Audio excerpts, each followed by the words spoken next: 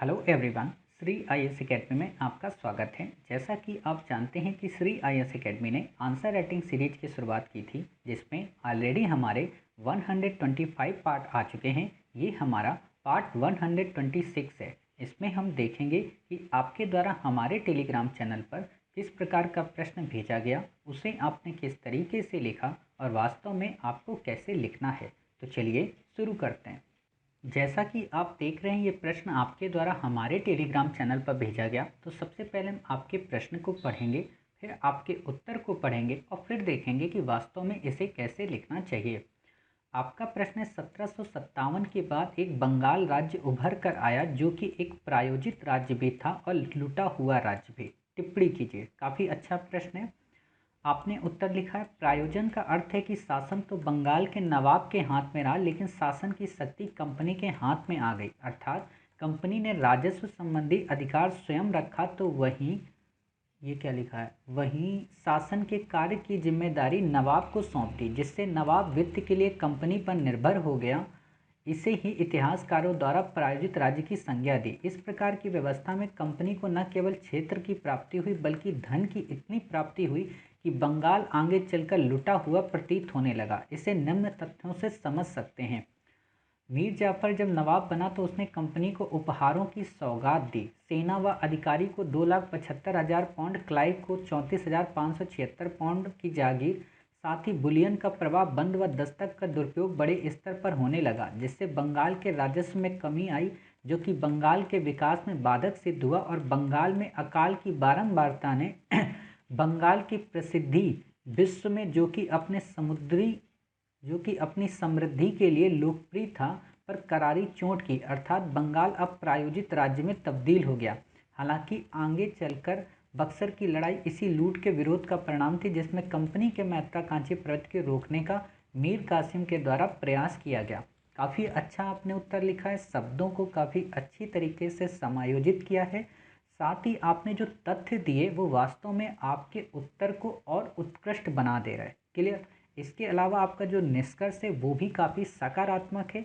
अब आपको जब इतनी सारी चीज़ें पता चल गई कि हाँ, आपने इतनी सारी चीज़ें अच्छी अच्छी बताई हैं, तो अब हम इनका कुछ क्रिटिसिज्म भी कर लें। लेकिन क्रिटिसिज्म करने से पहले हम आपकी थोड़ी और तारीफ कर देते हैं, ताकि आपको लगे कि हाँ, आपने इस प्रश्न में मेहनत की है। क्लियर। आपने प्रायोजन से डायरेक्ट शुरू किया, ये एग्जामिनर को काफ़ी पसंद आएगा। क्यों? क्योंकि आपने डायरेक्ट उसी कोड वर्ड पे हिट किया जिसको आपको इनकोड करना था। क्लियर।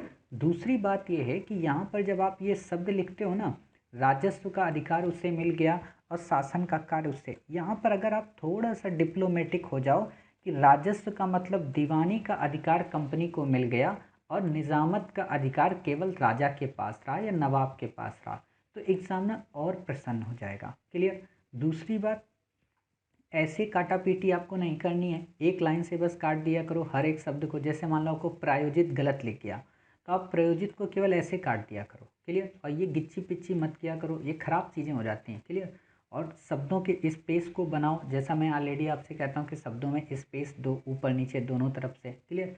और एक काम और कर सकते हो, अब क्योंकि आप लोग अच्छा आंसर लिखने लगे हो थोड़ा थोड़ा, तो हम आपके स्टैंडर्ड को और बेहतर बनाने के लिए अब कुछ नए और प्रोविजंस इसमें ऐड कर रहे हैं।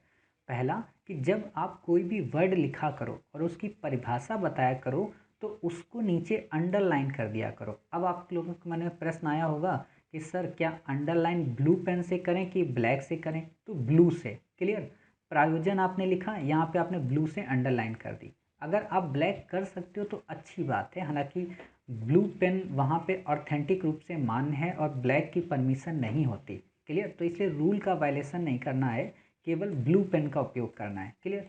ब्लू पेन से आप अंडरलाइन कर दो, लेकिन अंडरलाइन आप ब्लैक से कर सकते हो, लेकिन ज़्यादा अंडरलाइन फिर खराब करेंगी। क्लियर। तो आपने यहाँ पे ब्लैक पेन से मान लीजिए कर दिया एक अंडरलाइन प्रायोजन में। क्लियर। दूसरी अंडरलाइन जब आपने प्रायोजन कर दिया, राजस्व पे कर दिया। क्लियर। तीसरी अंडरलाइन आपने कहाँ पे कर दी? निजामत पे कर दी। समझ रहे हो ना? वित्त के लिए निर्भरता, इस पे कर दिया। क्लियर। और फिर जब आपकी बात आई कि इतनी प्राप्ति होने लगी, मतलब न केवल क्षेत्र की प्राप्ति हुई, यहाँ पे अंडरलाइन कर दी, बल्कि धन की प्राप्ति हुई। क्लियर। मतलब आपको एक पेज में ज़्यादा से ज़्यादा 3 से 4 शब्दों या लाइनों को अंडरलाइन करना है। तो एग्जामिनर को ये प्रश्न का उत्तर काफ़ी शोभनीय लगेगा, मतलब उसको दिखेगा कि हाँ आपने काफ़ी अच्छा उत्तर लिखा है। क्लियर। और उसकी नज़र केवल उन्हीं इंपॉर्टेंट तथ्यों में रहेगी। दूसरी बात जो आपके लिए अंतिम बार से हिदायत है कि आप इन डॉट्स का उपयोग ना करें। मैंने कई बार आपको इस चीज़ के लिए डांटा है कि आप ये डॉट्स का उपयोग ना करें, यहाँ पर बिंदु का उपयोग करें 1 और 2। क्लियर। नहीं तो ना करें। और जब आपने ये चीज़ कर दी तो यहाँ पे भी आप अंडरलाइन यूज कर सकते हो। समझ गए। तो इससे आपका उत्तर काफ़ी अच्छा हो जाएगा और एग्जामिनर को समझ में आएगा। जैसे दस्तक का दुरुपयोग, इसको अंडरलाइन कर दिया। क्लियर। और ये केवल आपके लिए नहीं है। देखिए होता क्या है कि मैं जब आप लोगों के उत्तर चेक करता हूँ तो मैं पर्टिकुलर किसी पर्सन के उत्तर को नहीं बता रहा होता हूँ, ये मैं आप सबके लिए बता रहा होता हूँ कि जो लोग भी वीडियो देख रहे हैं उन सबके लिए उत्तर की गाइडलाइंस है। तो इसलिए सब लोग इसे सुना करें और सब लोग समझा करें। केवल और केवल इन्हीं को देखकर बस बेस मत बनाएं। क्लियर। ये तो एक तरीके के साधन हैं, साध्य तो हमारा आंसर राइटिंग है। क्लियर। तो आप ये देख सकते हो। इसके अलावा जब आप ये निष्कर्ष लिखते हो ना, तो अर्थात यहाँ पे जो लिखा, महत्वाकांक्षी प्रवृत्ति को रोकने का मीर कासिम द्वारा प्रयास किया गया। मीर कासिम के द्वारा असफल प्रयास किया गया, ये आप लिख सकते हो कि मीर कासिम के द्वारा प्रयास किया गया किंतु वो अपनी इस योजना में असफल रहा। इससे एग्जामिनर को बक्सर का परिणाम भी पता चल जाएगा। क्लियर।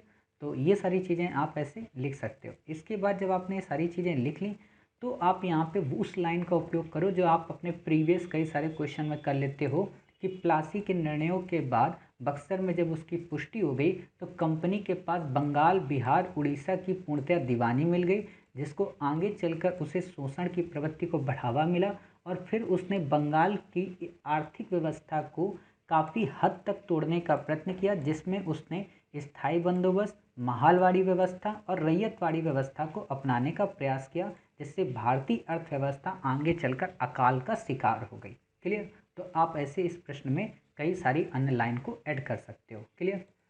तो उम्मीद है ना केवल आपको इस प्रश्न का उत्तर समझ में आया होगा बल्कि आपको काफ़ी सारे नए पॉइंट्स मिले होंगे। साथ ही आपको एक नई चीज़ आज सीखने को मिली होगी कि हम अपने उत्तर लेखन को और कितना काफ़ी बेहतरीन प्रस्तुतिकरण दे सकते हैं। क्लियर। तो मिलते हैं फिर आप ही के द्वारा भेजे गए एक नए प्रश्न के साथ। तब तक अपना ख्याल रखिए और स्वस्थ रहिए।